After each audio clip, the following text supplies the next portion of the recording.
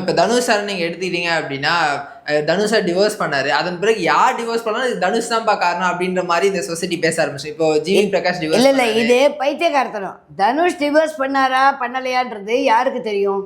தனுஷுக்கு அவர் மனைவிக்கு என்ன சர்ச்சைன்றது யாருக்கா தெரியுமா? தெரியாது. பர்சனலாக என்ன தெரியுமா? தெரியாது. அவங்க டிவோர்ஸ் ஆனதுக்கப்புறம் ஒருத்தர் பார்த்துக்காம இருக்காங்களா இல்லை பேசிக்காமல் இருக்காங்களா? இன்றைக்கும் ரஜினிகாந்த் கிட்டக்க வந்து தனுஷ் எல்லாம் கான்டாக்டில் இருக்கிறதா தான் எல்லாருமே சொல்கிறாங்க.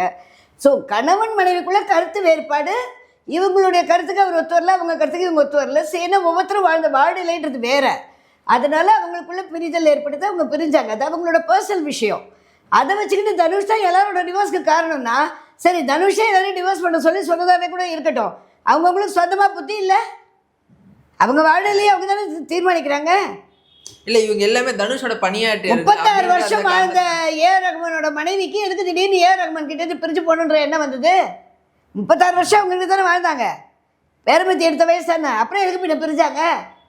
அப்படி கிடையாது. அவங்களுக்குள்ளே ஏதோ ஒரு தனிப்பட்ட ஒரு காரணம் இருக்கும், பர்சனலான விஷயம் இருக்கும்.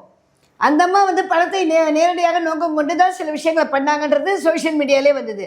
அப்போ ஏஆர் ரஹ்மான் என்ன சொல்கிறாரு? ஓப்பனாக ஸ்டேட்மெண்ட் கொடுத்தாரு, நான் சம்பாதிச்சது எல்லாத்தையுமே கொடுத்துட்றேன் என் மனைவிக்கிட்டாரு.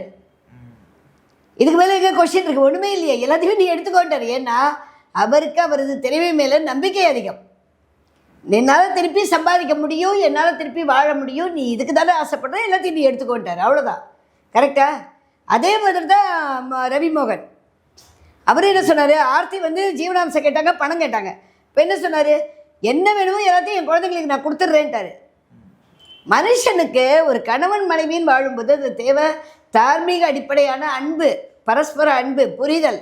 நீ ஒரு நடிகரை கல்யாணம் பண்ணிக்கிறேன்னு தெரியும், நீ ஒரு இசையமைப்பாளர் கல்யாணம் பண்ணிக்கிறேன்னு தெரியும், அப்போ அந்த இண்டஸ்ட்ரி எப்படின்னு தெரியும், அதில் ஒர்க் ஷெட்யூல் எப்படி இருக்குன்னு தெரியும், அவங்க எப்படி எப்படி ப்ரெஷர்ஸ் அண்டர்கோ பண்ணுவாங்க தெரியும். இதெல்லாம் தெரிஞ்சு தானே கல்யாணம் பண்ணி இந்த லக்ஸூரியஸில் வாழ்கிறீங்க. அப்புறம் திடீர்னு என்ன உடனே ஒரு மனைவின்னு ஒரு உரிமை எடுத்துகிட்டு என்ன நீ பார்க்கல, அது பண்ணல, இது பண்ணது பைத்தியக்காரத்தனம். அப்படி கிடையாது. ஒருத்தரோட டிவோர்ஸுன்றது அவங்களாவே ஏற்படுத்தி கொள்றதானே தவிர ஒருத்தர் சொல்கிறதுனால ஒருத்தர் டிவோர்ஸ் பண்ண முடியாது. தனிப்பட்ட காரணங்கள் அவங்களுக்குள்ளே இருக்கும்.